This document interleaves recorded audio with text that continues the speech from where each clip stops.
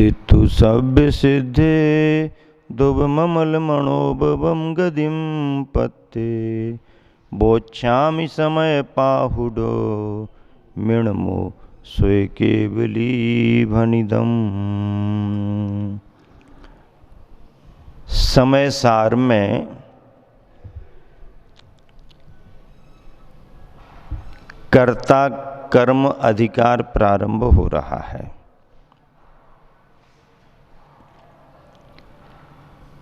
इस अधिकार में ये समझना है कि करने वाला कौन है और उसके द्वारा होने वाला कर्म क्या है।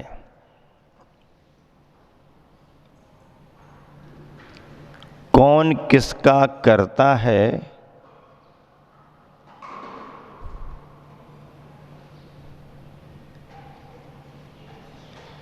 और किसके द्वारा की जाने वाली क्रिया है।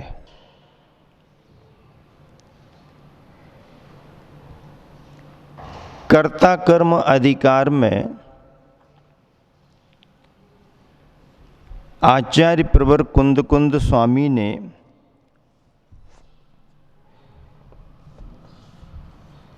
दो गाथाओं से अपनी बात प्रारंभ की है।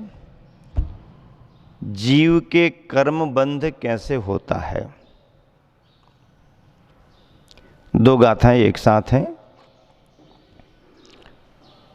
जाओ न वेदि विशेषण तरम तु आदा सवान दोन्हम्पी अन्नानी ता वदुसो कोहादिशु बट्ट दे जीवो कोहादिशु बट्टन तस्य तस्य कम्मस्य संचयो होदी जीवस्सेवं बंधो भणिदो खलु सभ्य दर्शी।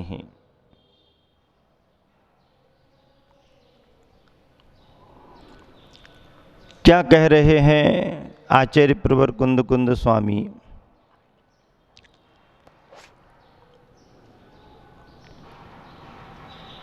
जीवो जीव जावो जब तक आदासवान आत्मा और आश्रव दोनम पितु दोनों के ही विशेषांतरम भिन्न भिन्न लक्षण और भेद को न वेदी नहीं जानता है तावदु तब तक सो अन्नानी वह अज्ञानी है।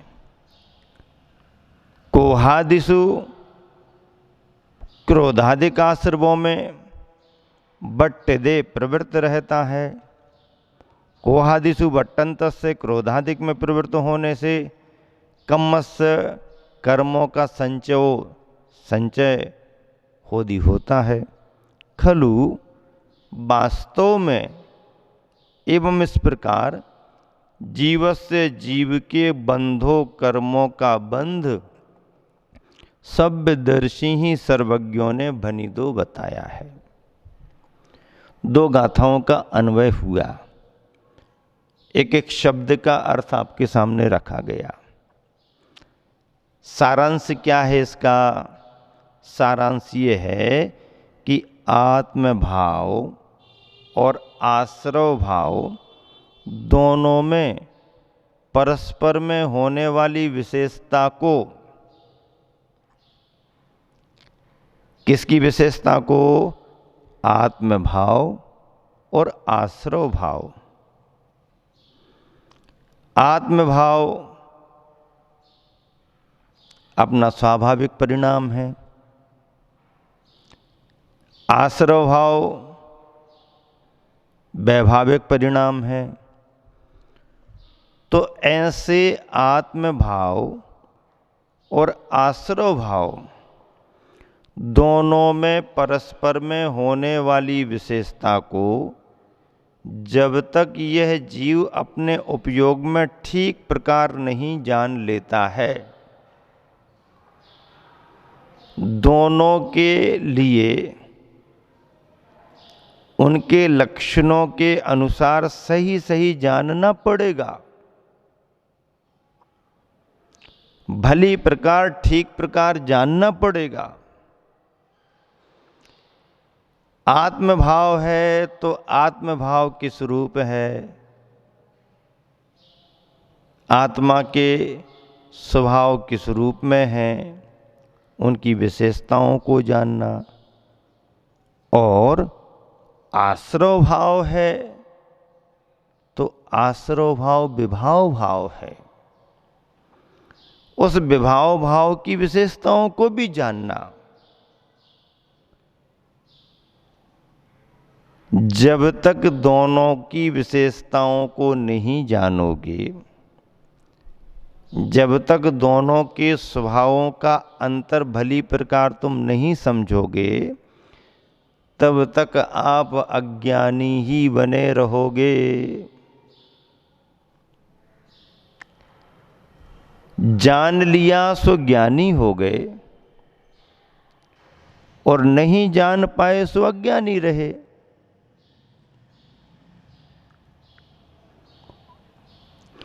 यथार्थ जानकारी ही हमें ज्ञानवान बनाती है। तत्व के बारे में सही सही जानकारी ही हमें ज्ञानी बनाती है।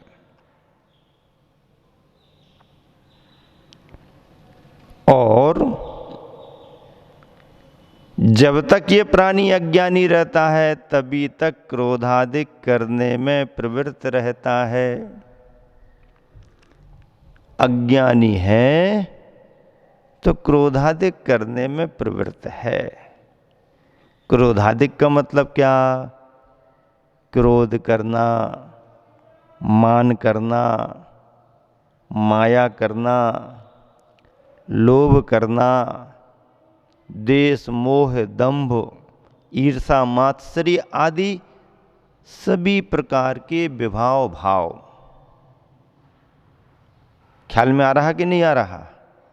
ध्यान से सुनना, क्या कह रहा हूं। सभी प्रकार के विभाव भाव। क्रोध को आदि लेकर के कह दिया तो कासायिक परिणति। जितने भी अंतरंग में विभाव भाव हो सकते हैं वो सभी उन क्रोधादिक भावों में प्रवृत्त रहता है। अतः क्रोध आदि में प्रवृत्त होने वाले उस जीव के नवीन कर्मों का बंध भी होता रहता है। विभाव भाव रहेंगे, कसाय भाव रहेंगे, अज्ञानता की परिणति रहेगी, तो कर्म बंध होगा ही होगा। अज्ञानी कर्म बंध को करता है और ज्ञानी कर्मों से छुटकारा पाता है। ज्ञानी कर्मों से छुटकारा पाता है और अज्ञानी कर्मों से बंधता रहता है। सर्वज्ञ भगवान ने नूतन कर्म बंध होने का यही सिद्धांत बतलाया है। किसने बतलाया ये सिद्धांत?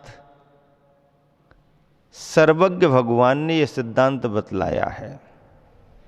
सर्वज्ञ किसे कहते हैं? बोलो, सर्वज्ञ की परिभाषा क्या है? सर्वम जानाति इति सर्वज्ञ। सर्वज्ञ की परिभाषा, सर्वज्ञ की परिभाषा में सर्वम जानाति इति सर्वज्ञ, जो सभी को जानते हैं, सभी को जानते हैं, क्षण क्षण को जानते हैं, कण कण को जानते हैं, प्रत्येक द्रव्य के सभी गुणों की प्रत्येक अवस्थाओं को, परिणमन करने वाली त्रिकालवर्ती पर्यायों को जो युगपत जानते हैं। जानने में भी युगपत और लगाओ। क्या लगाओ? युगपत जानते हैं। एक साथ जानते हैं, जिन्हें इंद्रिय और मन की सहायता जानने के लिए जरूरी नहीं, छद्मस्तपने का अभाव हो गया, सर्वज्ञपना आ गया, अरहंत अवस्था आ गई, ऐसे केवली सर्वज्ञ भगवान विश्व के ज्ञाता दृष्टा हैं। ऐसे सर्वज्ञ भगवान ने नूतन कर्म बंद होने का सिद्धांत इसी रूप में बतलाया है। कैसे कर्म बंद होता है? जीव के अंदर जब विभाव भाव होते हैं, जीव की परिणति जब राग द्वेषात्मक होती है, राग द्वेषात्मक परिणति होने से जीव के इन राग द्वेषादि विभाव भावों के कारण पुद्गल की वर्गनाएं कर्म का रूप ले लेती हैं और वह कर्म जीव के असंख्यात प्रदेशों में एक क्षेत्रावगाही पने को प्राप्त हो जाते हैं। ये कर्म बंध की प्रक्रिया है, इसे सर्वज्ञ भगवान ने बतलाया है। कितनी बड़ी बात! आचार्य कुंद कुंद स्वामी लिख रहे हैं, लेकिन कह रहे हैं कि ऐसा किसने कहा? सभ्यदर्शी ही, जिन्होंने सब कुछ देखा है, जिन्होंने सब कुछ जाना है, सर्वज्ञ भगवान का ही उपदेश परिपूर्ण माना गया है। छद्मस्तों का उपदेश परिपूर्ण नहीं माना गया।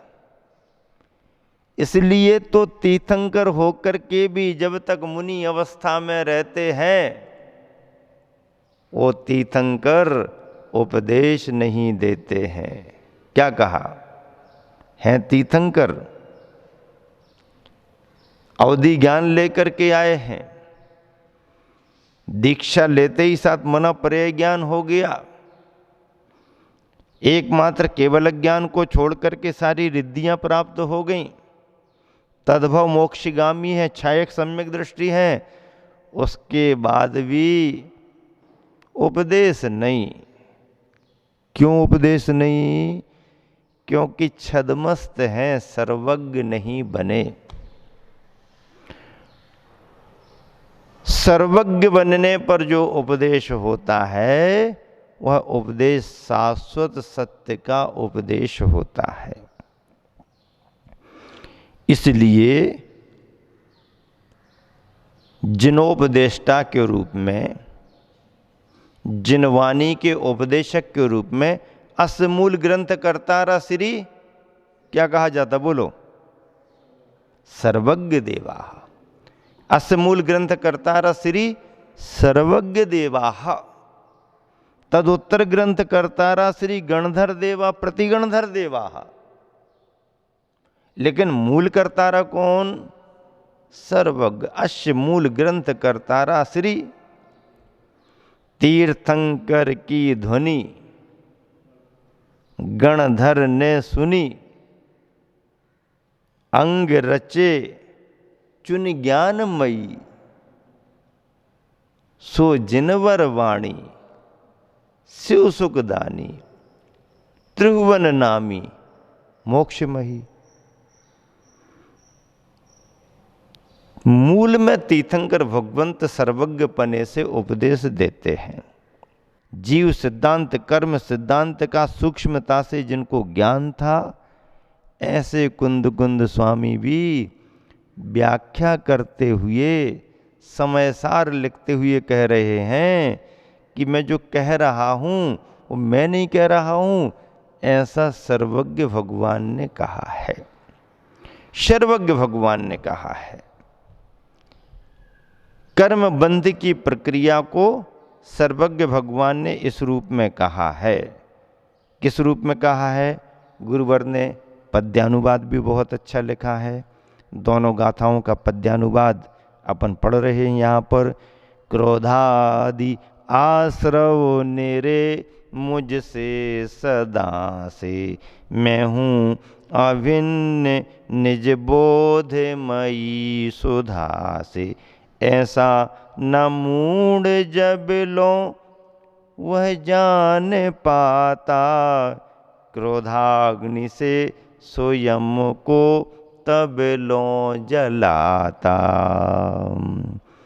क्रोधादि आश्रव निरे मुझसे सदा से, क्रोध मान माया लोभ ये आश्रव भाव जो हैं ये मुझसे हमेशा से निरे जुदे जुदे हैं। मैं हूँ अभिन्न निज बोधमयी निज ज्ञानमयी सुधा अमृत से। ऐसा न मूढ़ जब लो वह जान पाता, ऐसा ज्ञान जब तक यह प्राणी जान नहीं लेता है तब तक अज्ञानी बना रहता है। क्रोधाग्नि से स्वयं को तबलों जलाता और विभाव भावों से स्वयं को जलाता रहता है, क्रोध की अग्नि में जलाता रहता है, अज्ञानी बना रहता है। क्रोधाग्नि से यह कुधी जबलों जलेगा। अगली गाथा का पद्यानुवाद है, क्रोधाग्नि से यह कुधी अज्ञानी जबलों जलेगा तो कर्म का चयन भी तबलों करेगा। अब क्रोधमान माया के वशीभूत है, उसमें जल रहा है, झुलस रहा है, तो उस परिणति में है तो नए कर्म का बंध करेगा, नए कर्म का बंध करेगा। जीव जिस समय जैसे परिणाम करता है उन परिणामों का कर्ता माना जाता है और उस कर्ता के अनुसार, कर्तृत्व के अनुसार उसका कर्म तैयार होता है जीव की यह रही विधिबंध गाथा। विधि यानी कर्म के बंध की यह गाथा जीव की रही है। सर्वज्ञ का मत यही, सर्वज्ञ भगवान का मत विचार यही है। यह छंद गाता ऐसा यह छंद आपको बता रहा है। देखिए सारांश इसका ये है कि आत्मा के भावों को और विभाव भावों को हमें बारीकी से समझना, दोनों का अंतर समझ गए तो ज्ञानी और दोनों का अंतर नहीं समझ पाए तो अज्ञानी। और यदि हम अंतर नहीं समझे दोनों का तो विभाव भावों में पड़े रहने के कारण उन विभाव भावों के द्वारा नए नए नूतन कर्मों का बंध होता रहता है, नए नए कर्मों का बंध होता रहता है। अपने विभाव भावों से निरंतर कर्म का बंध होता रहता है। और जब कर्म का बंध होता है तो जब उदय में कर्म आता है तो फिर विभाव भाव बनते हैं, फिर नया कर्म का बंध होता है, फिर विभाव भाव बनते हैं, फिर नया कर्म का बंध होता है, फिर विभाव भाव बनते हैं, फिर नया कर्म का बंध होता है और यह कर्म की श्रृंखला चलती रहती है। इस कर्म की श्रृंखला को तोड़ने के लिए हमें ज्ञानी बनना जरूरी है।